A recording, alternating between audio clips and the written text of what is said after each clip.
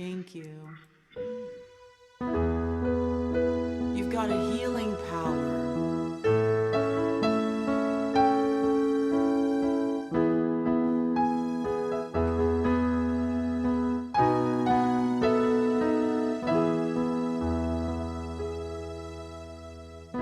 You've got a healing power built right in your soul. You've got a healing power ready to unfold. You've got a healing power. You've got a healing power. You've got a miracle waiting in your soul. I have a healing power built right in my soul. I have a healing power ready to unfold. I have a healing power. I have a healing power. I have a miracle waiting in my soul. Let us sing, we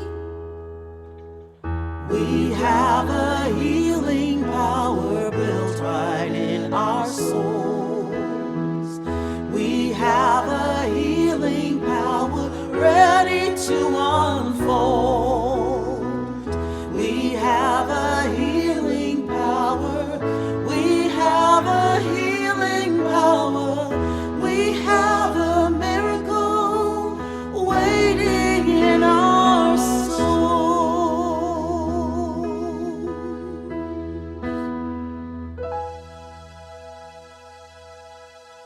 We have a healing power.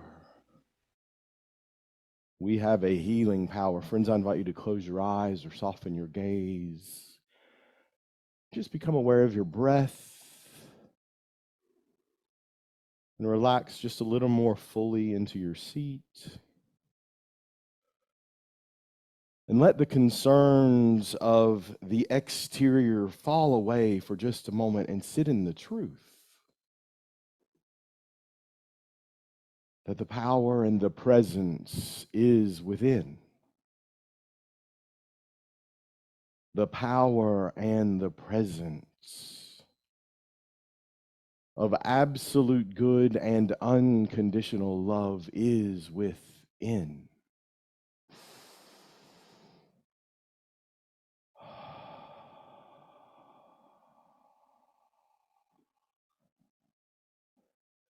God's healing power is moving within me.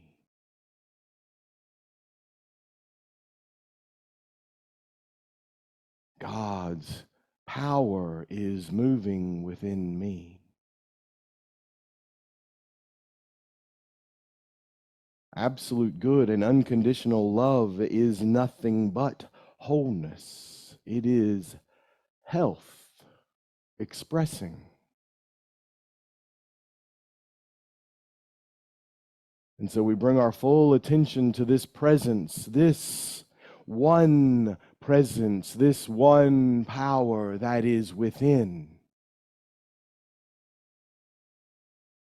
And when we bring our attention to the power and the presence within, that is wholeness, that is health. And we unite with that one power, knowing that we are individualized expressions of the one, we flourish with the truth of wholeness, with the highest and best expression of health available to the highest good of who we are.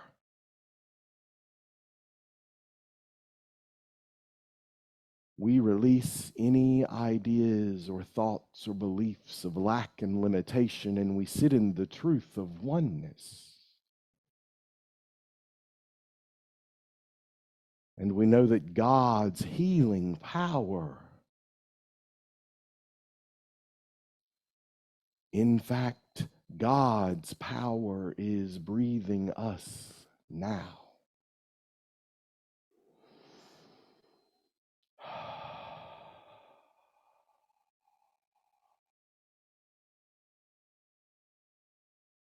And so for a moment, we pause in the stillness and the silence and just rest, knowing that we are one with this power. We are one with the one in the stillness and in the silence.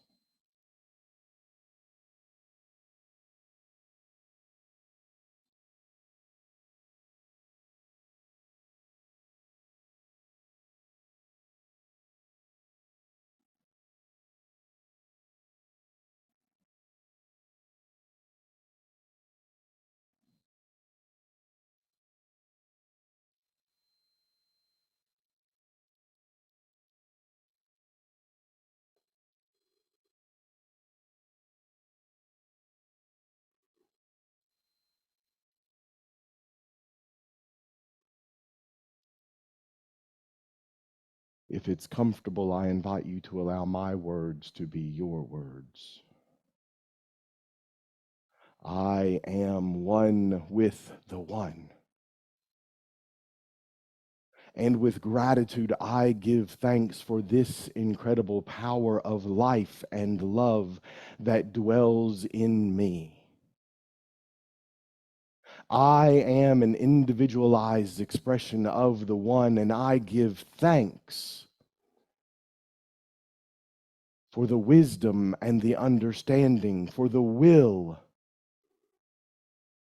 for the power. I give thanks for the presence within.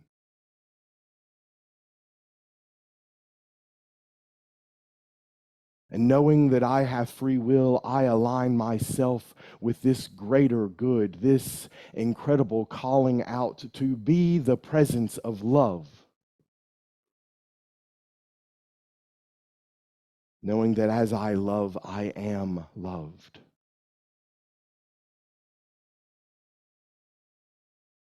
And so with my faculty of imagination, I send out love in little tendrils all across the world to every living being.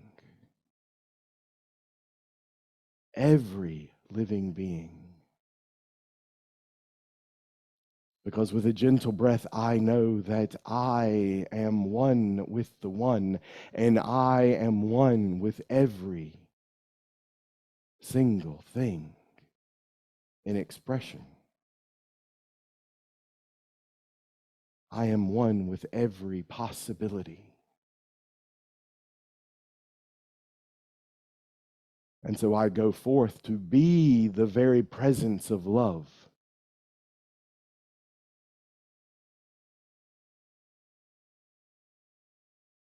And when the external shows up and it sways me, it brings me to my knees. With a gentle breath, I bring myself back and I say, what would love do now?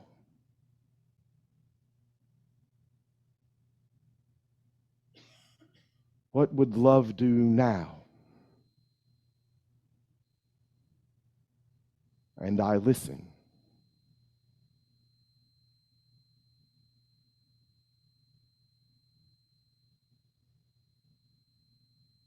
I am one with the one.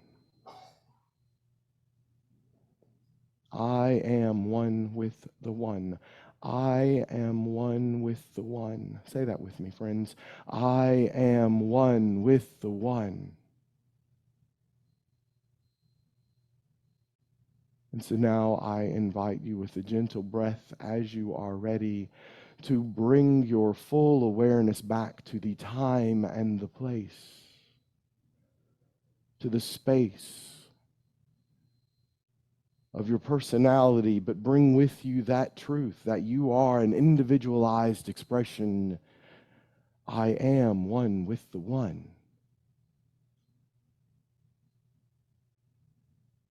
And I do what love would do,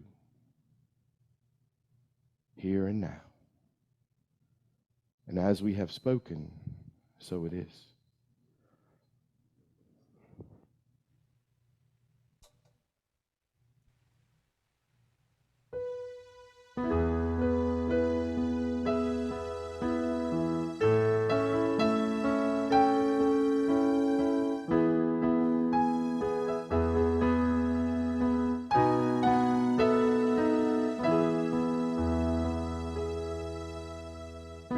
I have a healing power built right in my soul.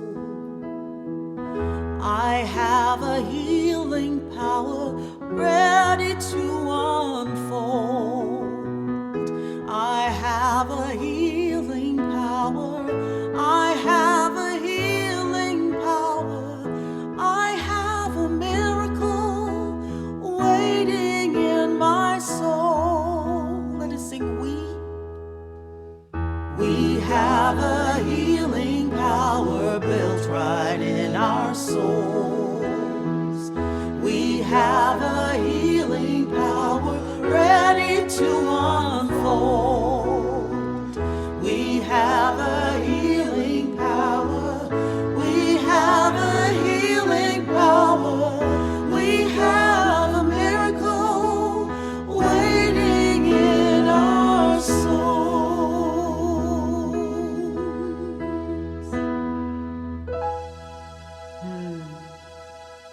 And as we prepare to receive Rev Todd's message, let us sing this one by Karen Drucker, God is my source.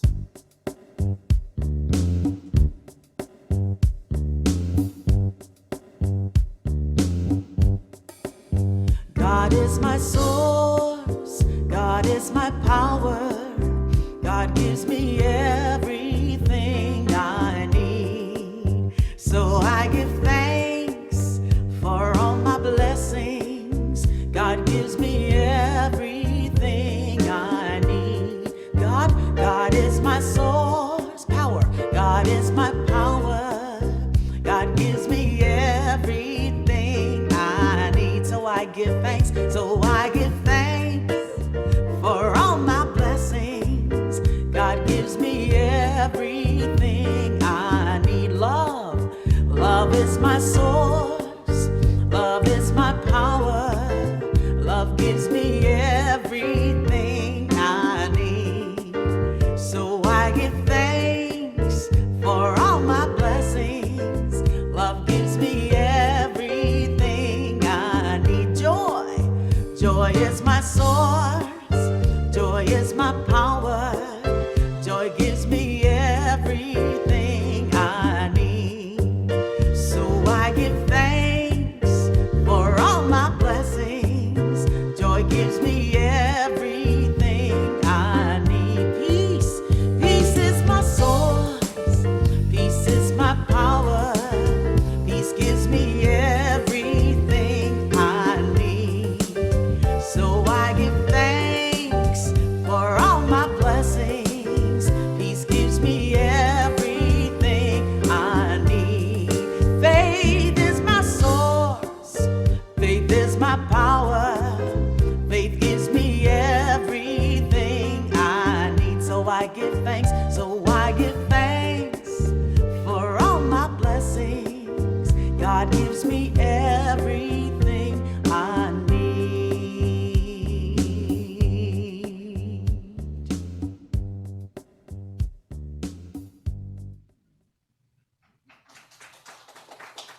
Was anybody else dancing with that? The funk going on? Lisa reminded me of a TikTok I saw this week when she said I could be a professional hugger. It showed somebody wearing a T-shirt that said free hugs. And that means one thing in one community, you can walk into it and everybody will give you a free hug. And you walk into another community, it says free hugs, and everybody says, whose hugs? What'd they do?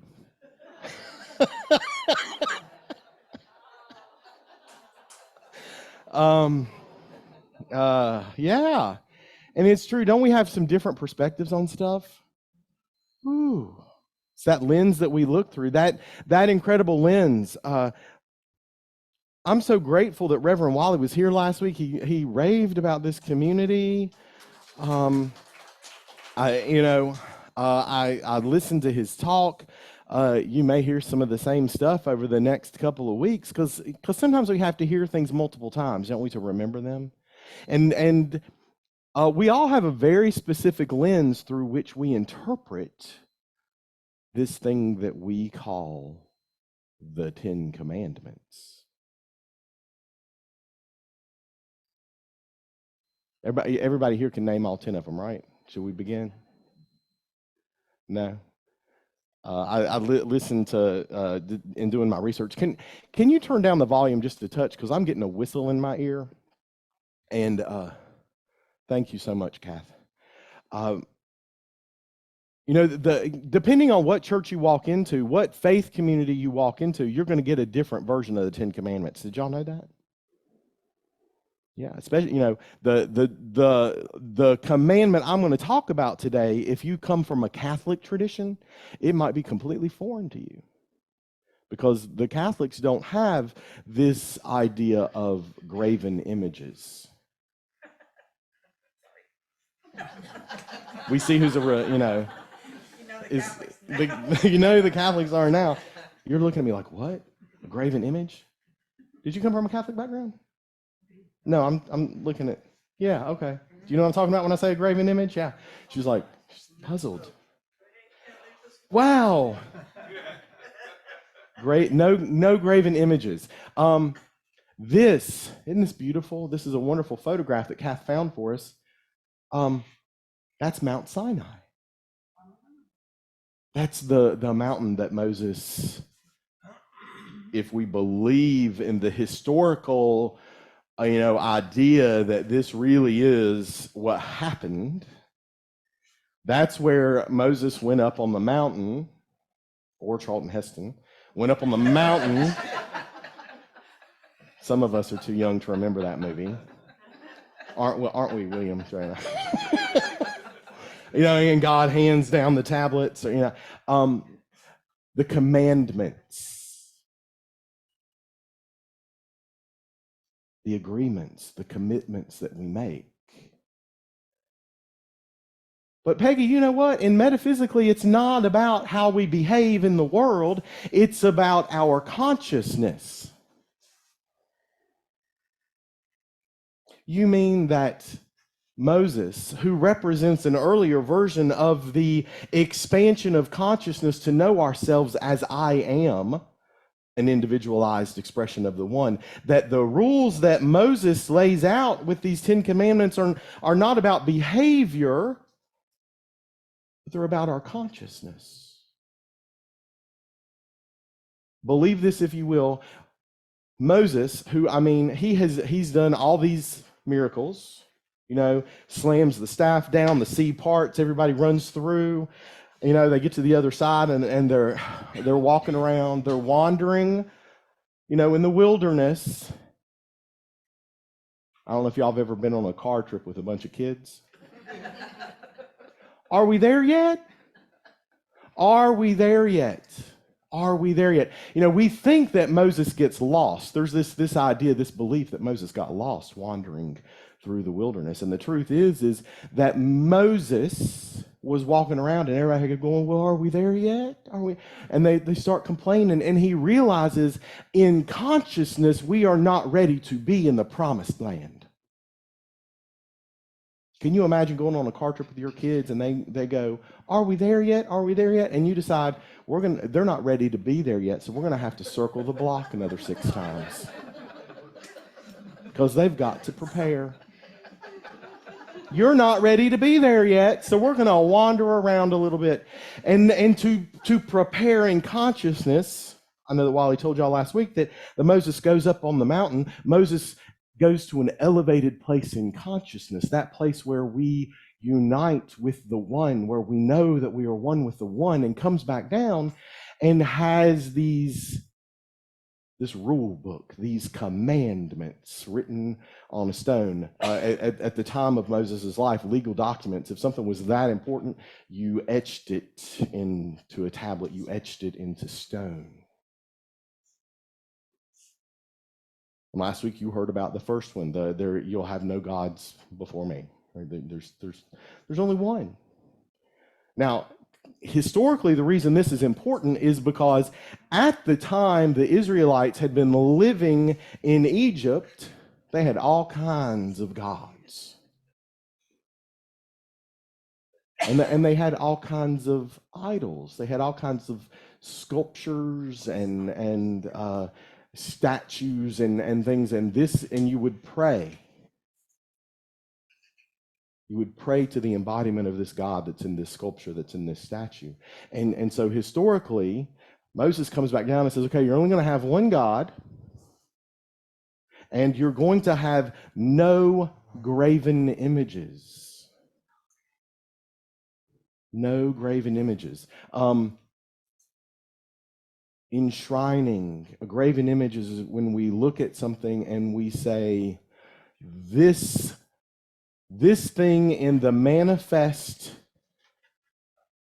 playground planet Earth, this thing deserves my worship here in the manifest. That would be like saying, I want everybody here to pray to this candle because this candle is the I am. How many of y'all would want to get up and walk out on the first time if you walked in and said, we're going to pray to a candle? The candle is nothing more than a representation to remind us of the light within us and the light within each other.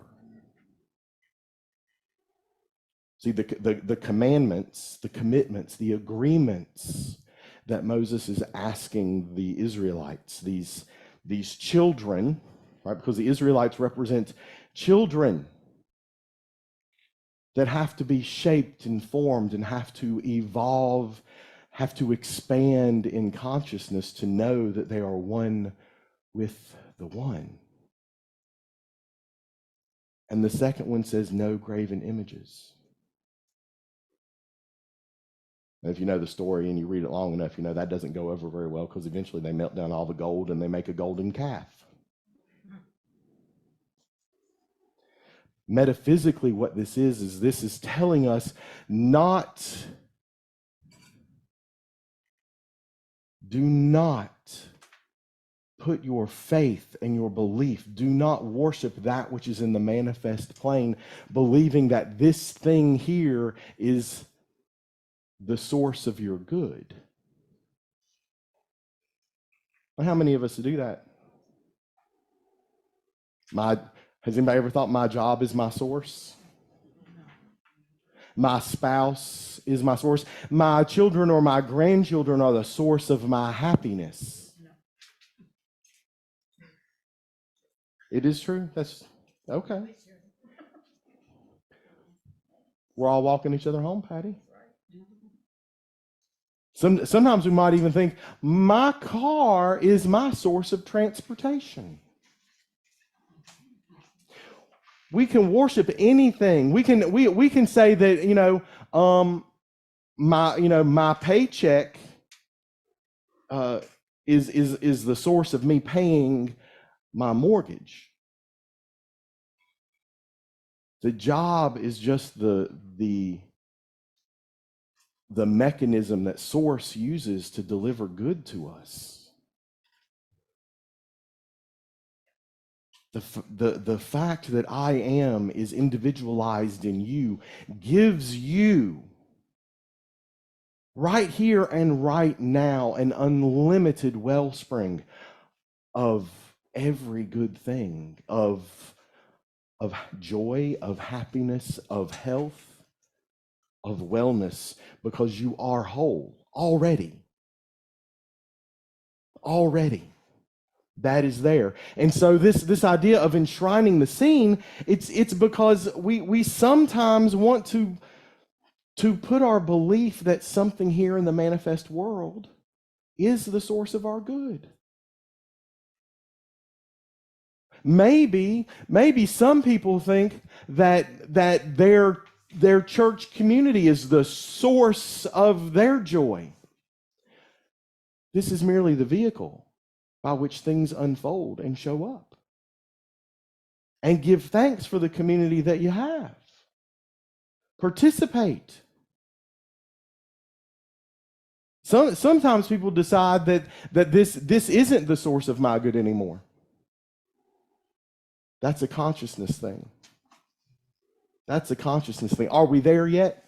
Are we there yet? Sometimes we want to limit our good because we say that our good should look this way.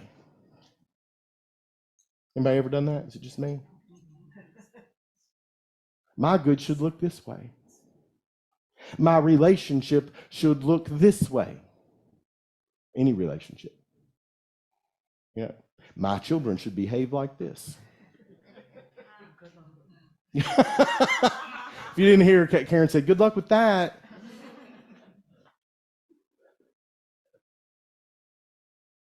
We cannot put our faith into the seen.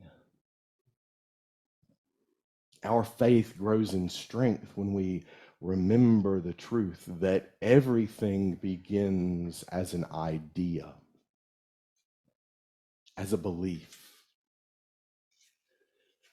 And the first way to experience our good and to tap into that wellspring is to know that every good thing comes first from spirit. And the mind that was in Christ Jesus is in you, in potential. We got, sometimes we have to clear out some garbage. Anybody got any stuff they need to take to the recycling pile? I give thanks today that all the pollen in it is in the air because I love all the pecans that are going to grow on the pecan trees in my yard so the squirrels can play and have fun and my dog can bark at them. But right now, in this moment, it's a little bit of hell. So pardon me. There's a lot of pollen in the air for those of you that aren't here in the Crystal Coast right now.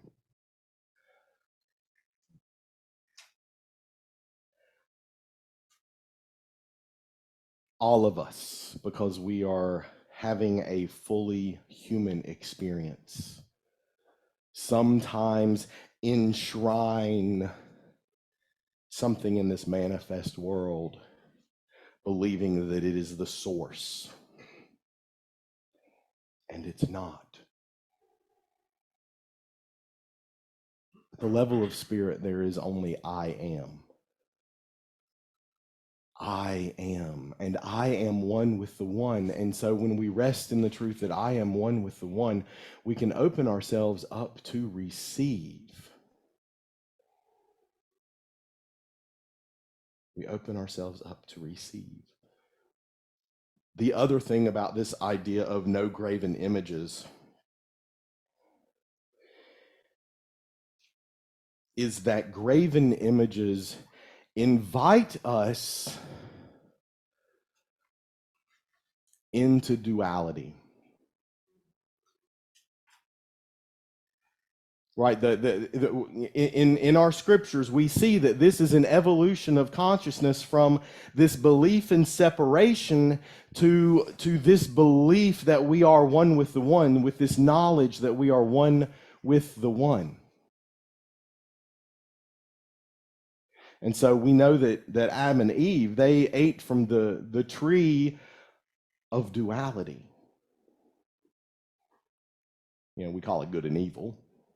It's really duality, because depending on what side of that tree you're standing on, you might think something's good or you might think it's evil, right? I saw another cartoon this week that said that God came down and he told the Pope that he should wear white and he should not get married and he can have wine if he wants to. And he came down and he's told this Sikh. He told the Sikh that he should not drink wine, he should wear all black, and he can have 4 wives. But it's the same God. The God of Abraham and Isaac. Right? Because we metaphysically ate from the tree of duality, where we things are good and we're bad, and finally we get to Moses, and Moses comes down from this place of knowing, sitting in his oneness. He comes down and he says, we can't believe in polarity. We can't believe in polarity. Things are, and we oftentimes say, okay, well, this is good and this is bad. In fact, we don't say that this is good. We say, I am right and this is evil. Anybody done that? If you haven't, just wait. Because it's April now. We have an election coming up, and this is a lot of people that we know, maybe even some of ourselves sitting here in these pews are going to be like, I am right, and that is evil.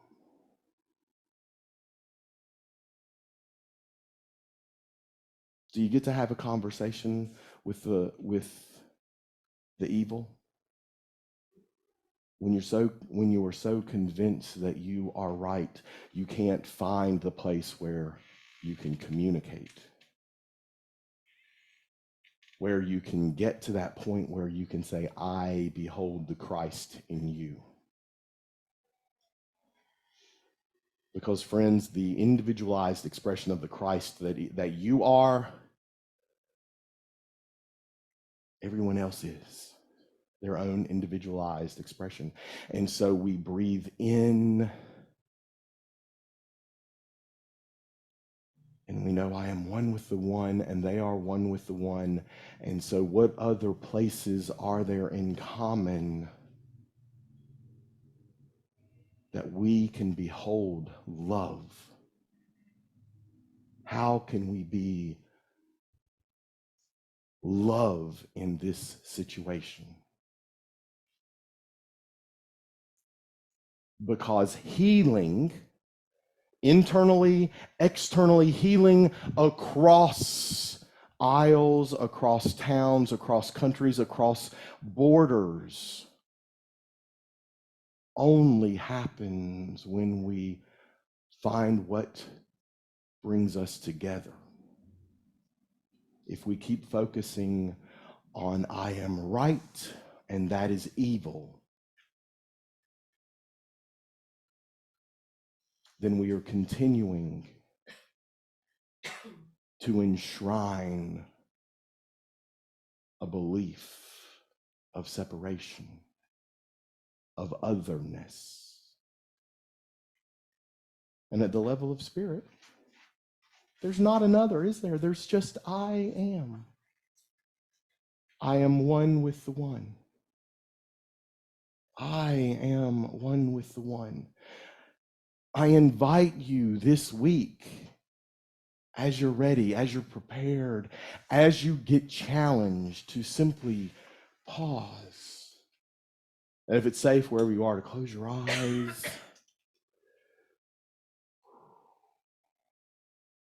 I am one with the one. And you are one with the one. We are one with the one. And we have miracles inside. And then do what love would do.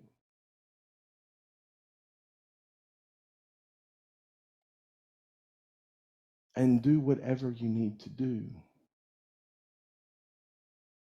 to give somebody a hug. Free hugs. Because somebody needs a hug.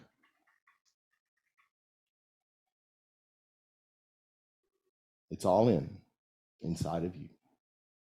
I am one with the one. Say it. I am one with the one. God is, I am, I think, I pray, I do. And so it is. Thank you, friends.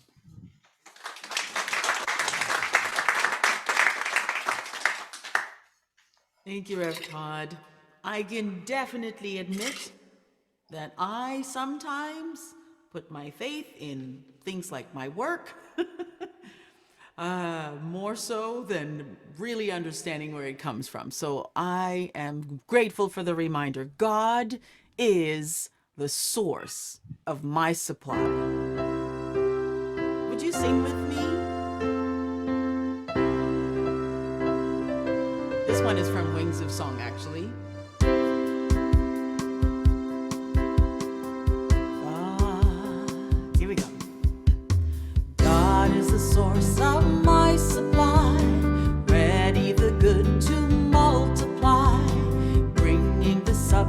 abundance I require, filling my every deep desire.